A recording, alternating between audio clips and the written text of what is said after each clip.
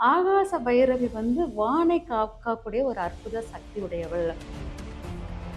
அவள் வந்து ஆகாயத்துல மேகத்துடன் அவ வந்து ஒரு தேவதையா தலைய விரிச்சுட்டு அப்படியே காற்றுல வந்து அப்படியே பறக்கிற மாரி, அந்த முடி எல்லாமே பறக்கிற மாரி அவ்வளோ ஒரு அற்புத சக்தியா இருப்பா. அவள வந்து நம்ம வந்து வழிபாடு பண்ணும்போது, இந்த 4 பூதங்களும் நமக்கு அடக்கமாகிவிடும். சில பேர் வெளி உலகத்துல தொடர்பு படுத்தவே பயப்படுவாங்க. ஐயோ! எனக்கு வெயில்ல போனா நமக்கு சூடு பிடிச்சிரும் அப்படிம்பாங்க. மழையில போனா கோல்ட் ஆயிரும், குளிரும் அப்படிம்பாங்க. இந்த மாரி நபர்களுக்கு வந்து ஆகாச பைரவியுடைய சப்போர்ட் இருக்காது. மேகங்களுக்கிடையில் நல்ல வெண்மையான ஒரு உடையில் அழகாக ஒரு காட்சி கிடைக்கிற மாரி ஒரு நம்மளே ஒரு படம் வரைஞ்சாலே, அந்த ஆகாச பைரவியுடைய அருள் ரொம்ப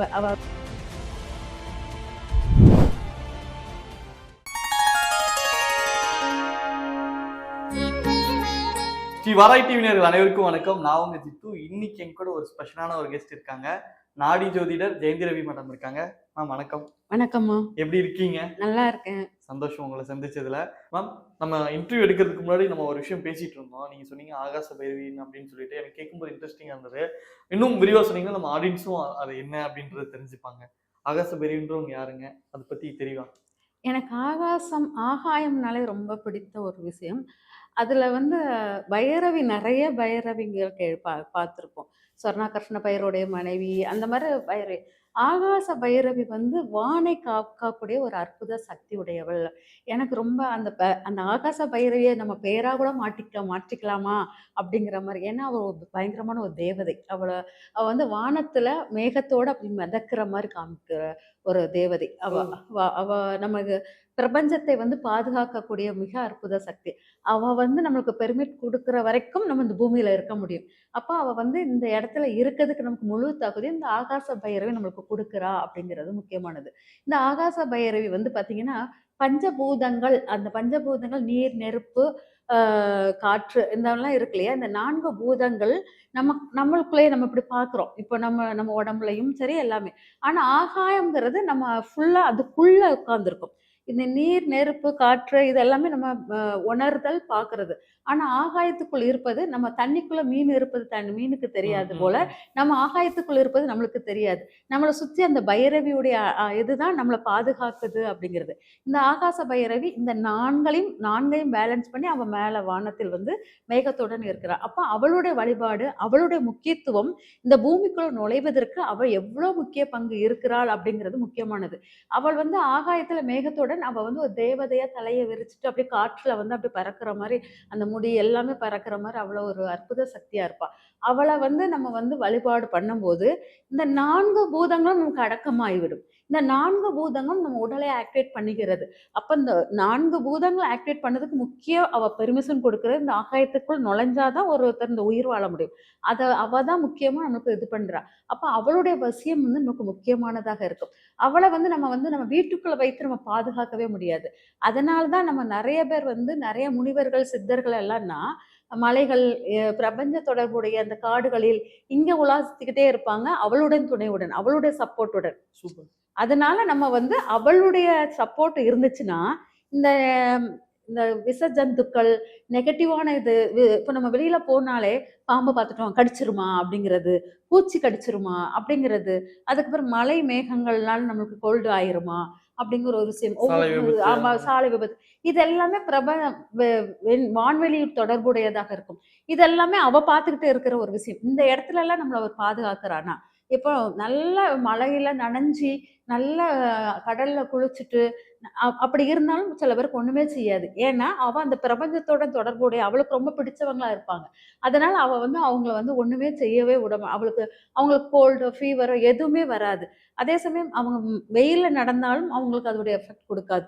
இந்த மாரி இந்த ஆகாச பறவை சப்போர்ட் இருந்துச்சுன்னா, வெளி உலகில் அவங்க வந்து அழகா நடமாடலாம். சில பேர் வெளி உலகத்துல தொடர்பு படுத்தவே பயப்படுவாங்க.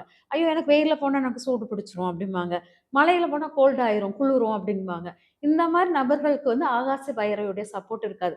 ஏன்னா, அவங்க வந்து வெளியில உள்ள வான் உலக தொடர்பை எடுத்துக்கவே மாட்டாங்க. அப்பம்போது அவங்க அவங்க ரூமுக்குள்ள உட்கார்ந்துகிட்டு தன்னை அடக்கிக்கிட்டு இருப்பாங்க. இந்த இயற்கையுடன் தொடர்புடைய நெறைய பேர் வந்து பெரிய மகான்கள், சித்தர்களுடைய ஆற்றல் பெற்றவர்கள். அவங்களுக்கு இந்த ஆகாச பைரவியுடைய தொடர்பு இருக்கும் அப்படிங்கிறது. அதனால இந்த ஆகாச பைரவி யாரும் அவள எளிதில் உணரக்கூட மாட்டாங்க. இதுவரைக்கும் யாரும் கேள்விப்பட்டது கூட கிடையாது. அதனால இந்த ஆகாச பைரவி வந்து ஒரு பெண் தத்துவத்துக்குரியவள். பெண் ஆண தான் நம்ம இவ்வளவு நாள் பார்த்துருக்கோம். பெண் வந்து ஏன் இத பெண் தத்துவத்துக்குரியவளாக இங்க மாத்திக்கிறோம்னா, இந்த உலகம் மாய உலகத்துக்குள் பெண் தான் ஆளுகிறாள். பெண் தான் காக்குகிறாள். அதனால அவள வந்து இந்த மாய உலகத்த ஃபுல்லா அவ பாதுகாக்கிற மாரி அந்த ஆகாச பைரவியை உருவாக்குன மாரி. அதனால அந்த தேவதையுடைய வழிபாடு மிக முக்கியம். நம்ம வந்து ஒண்ணுமே இல்ல. இது எப்படி இருப்பா? ஏது இருப்பான்லாம் வேணாம். மேகங்களுக்கிடையில் நல்ல வெண்மையான ஒரு உடையில் அழகாக ஒரு காட்சி கிடைக்கிற மாரி ஒரு நம்மளே ஒரு படம் வரைஞ்சாலே, அந்த ஆகாச பைரவியுடைய அருள் ரொம்ப அவ தலைய நல்லா காற்றுல ஆடுற மாரி உ உருவாக்கி விட்டாலே, அவ வந்து முழுமையான ஒரு தன்மை நம்மளுக்கு கிடைக்கும்.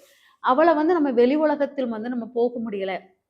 எனக்கு கோல்டு பிடிச்சிரும், சைனஸ் ப்ராப்ளம், ஹீட்னால எனக்கு ப்ராப்ளம் உண்டு அப்படிங்கிறவங்களுக்கு இந்த ஆகாச பைரவி படத்தை வீட்டுக்குள்ள வைத்து வழிபாடு பண்ணும்போது உங்களுக்கு வெளி உலக தொடர்புக்குள் ஈஸியாக போக முடியும். அதனால அந்த ஆகாச பைரவியை வந்து நம்ம எடுக்கிறது வந்து படமாக வைத்து வீட்டுக்குள்ள என்னால வெளி உலக தொடர்புல இருக்க முடியாது சாமி, அந்த பிரபஞ்சத்தோட என்னால ஐக்கியமாக முடியல அப்படிங்கிறவங்க நம்மளே இந்த மேகத்துக்கு இடையில இருந்து அந்த ஆகாச பைரவியை உருவாக்கி நம்மளே ஒரு போட்டோ உருவாக்கி அவளை நம்ம வழிபாடு முறைகள் எடுக்கணும். வழிபாடு முறைகளில் 4 அந்த இதையும் எடுக்கணும். அதாவது நீர், நெருப்பு, மண், காற்று இந்த 4யும் எடுக்கணும். இந்த 4யும் நான் எப்படி எடுக்கிறதுன்னா, காற்று தத்துவத்துக்குரிய சங்கை எடுத்துக்கோங்க. மண் தத்துவம் நம்மளுக்கு தெரியும். நம்ம உடலால் நேசிக்கிற விஷயங்கள் எல்லாமே மண் தத்துவத்துக்குரியது. அப்ப நம்ம உண்ற உணவிலிருந்து எல்லாமே மண் தத்துவத்துக்குரியது. நம்ம உடலை வளர்க்கிறது. அப்ப அந்த உணவு வகைகள் ஏதாச்சும் ஒண்ணு வச்சுக்கலாம். காற்று தத்துவத்துக்கு நான் சொல்லிட்டேன். நெருப்பு தத்துவத்துக்கு சூடம் இதெல்லாம் காமிப்போம் இல்லையா? அந்த மாரி எடுத்துக்கலாம். அப்புறம் நெருப்பு, காற்று, மண் எடுத்துட்டோம். நீர். நீர் வந்து பார்த்தீங்கன்னா, ஒரு கலசம் செம்புல வச்சு நீர் வச்சு, இந்த 4 தத்துவத்தையும் அந்த அம்பாள் முன்னால வச்சு நீங்க வழிபாடு பண்ணும்போது, உங்களுக்கு அவளுடைய முழுமையான அந்த 4 தத்துவம் அங்க எப்பவுமே ஆக்டிவேட் ஆகிட்டே இருக்கணும். நெருப்பு வச்சு நம்ம பூஜை பண்றதும், தினமும் காலை மாலை அந்த ஆகாய விபூதி விபூதி எடுத்து நெத்தியில பூசிக்கிறது, இந்த மாரிலாம் பண்ணிக்கிட்டு இருக்கும்போது, அந்த ஆகாச பைரவியுடைய நம்மளுக்கு முழு அருட்கடாட்சமும் கிடைக்கும். லட்சுமி கடாட்சம் அப்படிங்கிறோம் இல்லையா? அது கூட அந்த ஆகாச பைரவிக்குள் அடக்கம் மாரி தான். அதனால அது ரொம்ப பவர்ஃபுல்லானது. இது தாந்திரிகத்துக்கு கூட அது பயன்படுத்திக்குவாங்க. இப்போ ஒவ்வொரு நாளும் இந்தந்த கடவுள வழிபடலாம். இப்ப நம்ம வாராகி அம்மா பார்த்தீங்க அப்படின்னா, பஞ்சமி நாள் வழிபடுன்னு சொல்லுவாங்க. இந்த மாரி ஒவ்வொரு நாள் இருக்கும்போது, இவங்கள வழிபடுறோம்னா எந்த தினங்கள்ல வழிபடலாம்? ஏதாவது ஸ்பெஷல் டேஸ் மாதிரி ஏதாவது? இவங்க வந்து வான்வெளி தொடர்பு அப்படிங்கிறதுனால, இது வந்து நம்மளுக்கு எல்லா தெய்வத்துக்கும் நம்ம ஒரு நாள், ஒரு கிழமைய குடுத்திருக்கிற மாரி, இவள் வந்து எல்லா கிழமையும் இவ தானே எல்லாமே ஆளுகிறாள். ஆனா எல்லா கிழமையுமே இவளுக்குரிய நாளாக எடுத்துக்கலாம். பொதுவாக நம்ம வந்து இந்த ஆகாயத்தில் உச்சி வெயில்ல எவ்வளவு பெரிய ஆளாக இருந்தாலும், மகானாக இருந்தாலும் உச்சி வெயில்ல நிக்கும்போது நம்மளால தாங்க முடியாது. அப்பங்கும்போது நம்ம இதமான இடமான எப்போங்கன்னா, அதிகாலை பொழுது நம்ம வான்வெளிய பார்க்கும்போது நம்மளுக்கு இதமாக இருக்கும். அதே மாரி அந்தி சாயும் நேரம், லட்சுமி உள்ளுக்கு வர நேரமும் நமக்கு இதமான ஒரு இந்த நேரத்தில் ஆகாய தொடர்புடன் நம்ம வழிபாடு பண்ணும்போது சிறப்பாக இருக்கும். எப்ப வந்து அவள ஈஸியாக நம்ம தொடர்பு கொள்ள முடியுதோ, அந்த நாளை நம்ம எடுத்துக்கலாம். ஆனா இவளுக்கு நாள்ங்கிறது ஒரு நாள்ங்கிற குறிப்பிடாமல், காலை, அதிகாலை அதாவது நம்ம அந்த பிரபஞ்சத்தை நம்ம ரசிக்கக்கூடிய தன்மை. அதிகாலை சொட்டு இருட்டா இருக்கிற நேரத்துல நம்ம பார்த்தோம்னு வச்சுக்கோங்களேன், அப்போ வந்து பிரபஞ்சமே நம்ம கண்ணுக்கு தெரியாது. அப்போ கொஞ்சம் வெளிச்சம் வரும்போது, அந்த பிரபஞ்சத்தை நம்ம ரசிக்கும் தன்மை உடையதாக இருக்கும்போது, அப்போ வழிபாடு பண்ணணும். அதேபோல் இரவுங்கும்போது இருட்டுன பிறகு நம்மளுக்கு பொருட்கள் தெரியாது. அதனால கொஞ்சம் வெளிச்சம் வந்து சூரியன் அஸ்தமானமாகி ஒரு மிதமான ஒரு காற்று, நம்ம இதமான காற்று ஒண்ணு வீசும் அந்த அந்தி சாயும் நேரத்தில். அந்த நேரத்தில் எல்லா பொருளையும் பார்க்கறதுக்கு நம்மளுக்கு அழகா இருக்கிற மாரி இருக்கும். அந்த நேரத்துல நம்ம வந்து அந்த ஆகாச பைரவி வழிபாடு சிறப்பாக இருக்கும் அப்படிங்கிறத எடுத்துக்கலாம். இப்ப இது மூலியமா ஆகாச பைரவின்றது யாரு அப்படின்றது நம்ம ஆடியன்ஸுக்கு தெரிஞ்சிருக்கும்னு நினைக்கிறேன். ரொம்ப நன்றி மேம். நன்றி மேம்.